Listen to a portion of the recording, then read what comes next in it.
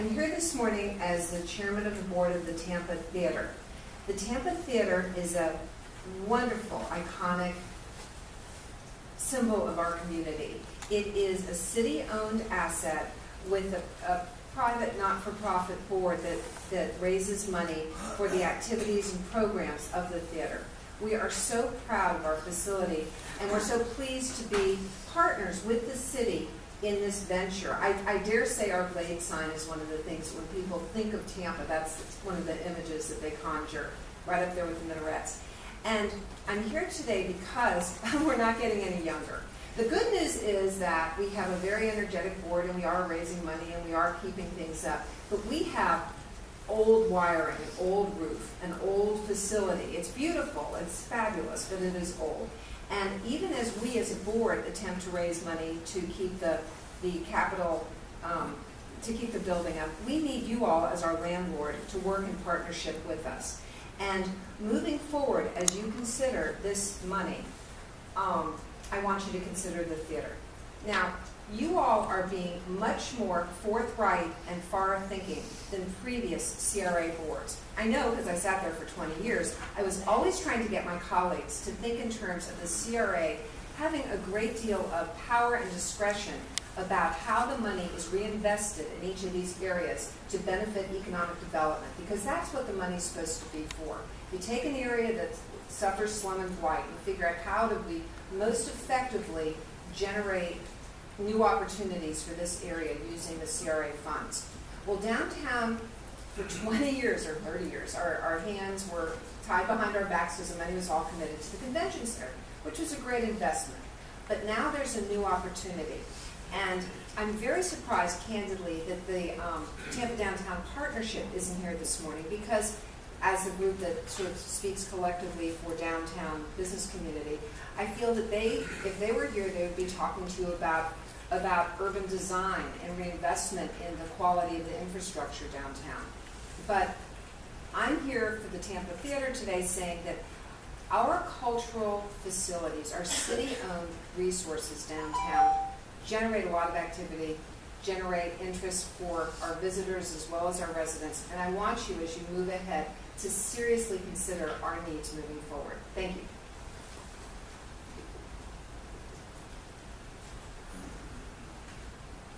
Good morning. My name is Charles Grodin. I live at 3409 Palmyra Avenue in Tampa.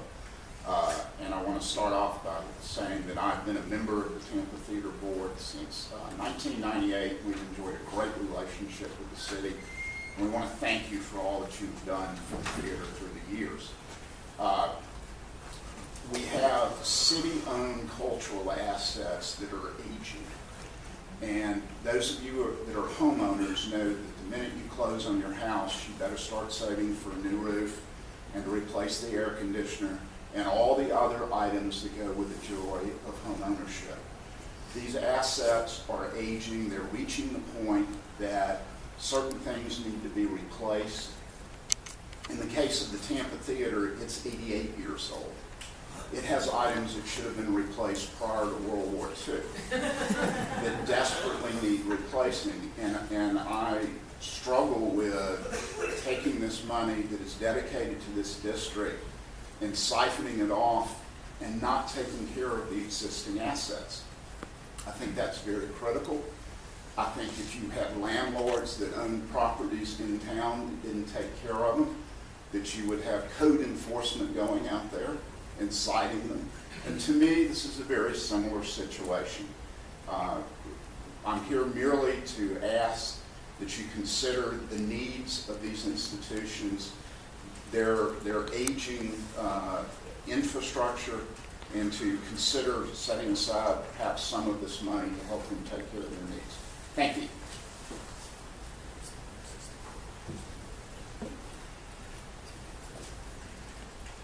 Good morning. My name is Lauren Shepard. I'm the Chief Operating Officer at the Stress Center. I reside at 12405 Pathway Court, Riverview, Florida.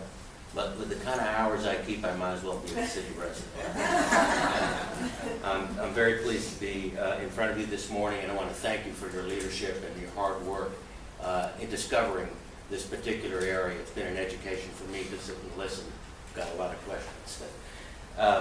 Looking back over the past 30 years, you can see the magnificent difference that these city-owned cultural facilities have made, not only to our quality of life and our community vitality, but also the impact they make on our economy and our business, tourism, and local education. And I want to add, attracting new businesses frequently through many years in association with the Committee 100 and its various reiterations. There always seems to be a question as to what the cultural experience is going to be if I move my company to this town.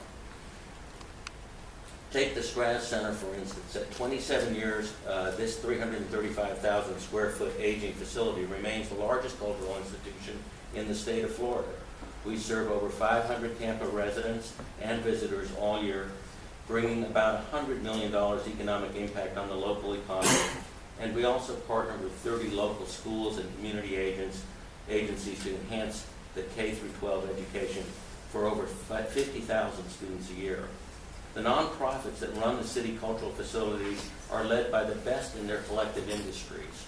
And these visionaries work constantly in partnership to make Tampa the best performing arts center, zoo, aquarium, children's museum, museum of art, and on and on. Today, as you review your priorities and look to the future, we want to urge you to continue your support and participation with the city-owned cultural facilities.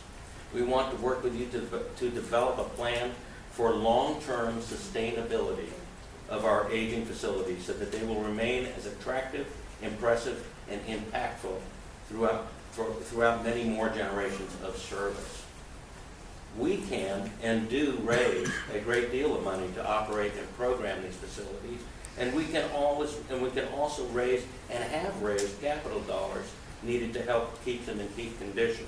But we can't raise all of what is needed to care for and advance these facilities without the involvement of our public partners. So we are asking that you call for a conversation, a process, and a plan to work with us just to keep these facilities from crumbling, but also to keep them as Tampa's beacon to the nation and the world. Thank you very much.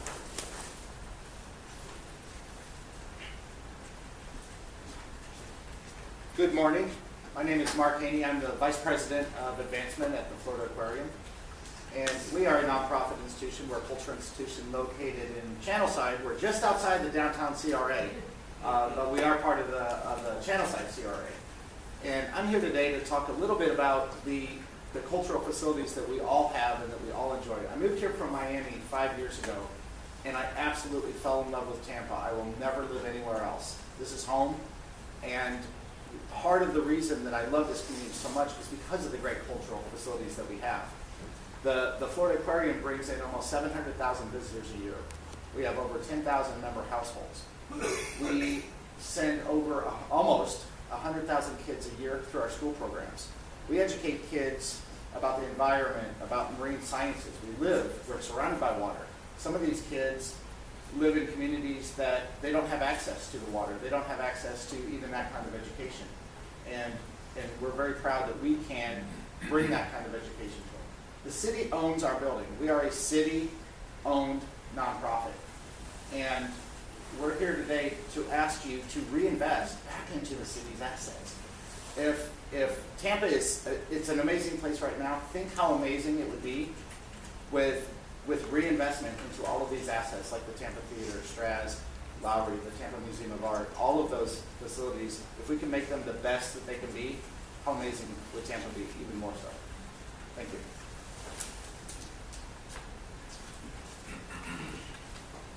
Good morning. My name is Craig Pugh, Executive Director, CEO of Tampa's Lowry Park Zoo, and I really appreciate that you're providing the opportunity to listen to community suggestions this morning.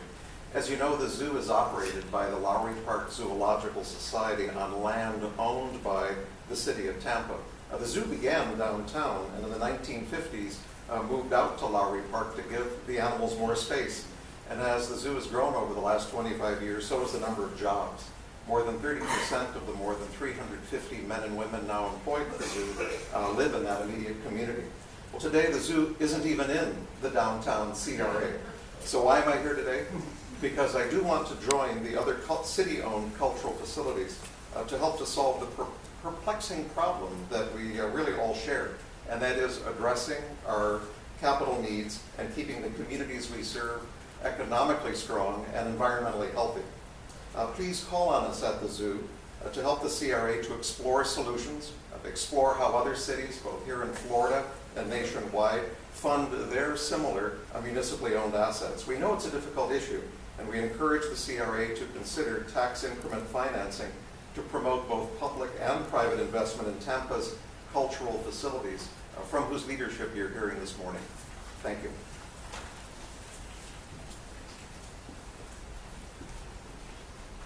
Good morning, friends. I'm Candy Olson. I'm your school board member, and I live at 610 South Rome Avenue.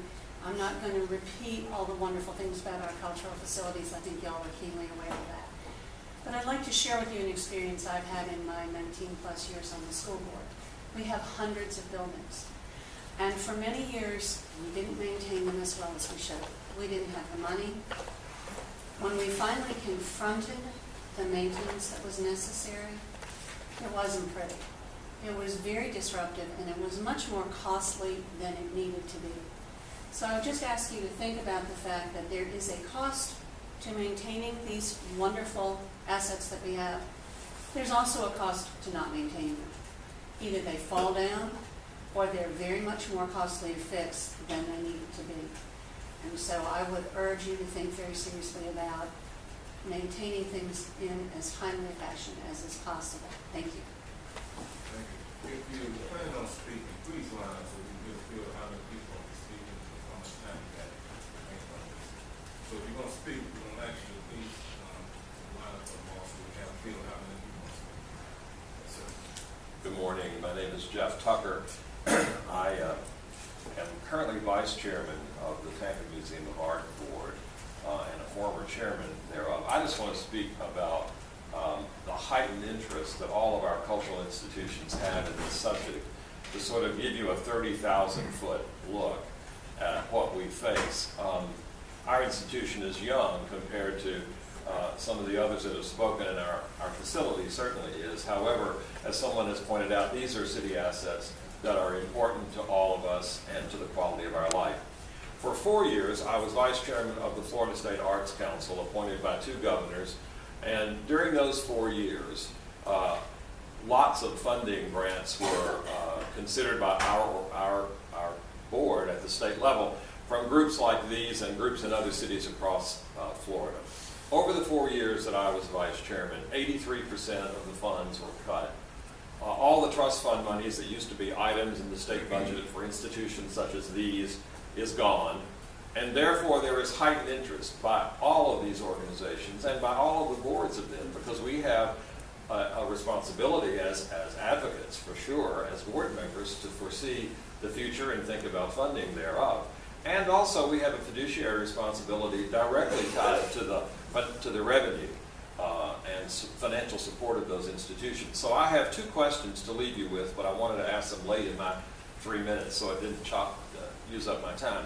Is the 2003 agreement that was talked about earlier in your discussion in perpetuity, or does it sunset at some time, for instance, at the end of 2015 when the bonds are mature? That's one question. And second, almost most important, I believe, to some of us would be how priorities might be set as to the use of funds when those funds are available in late 2015.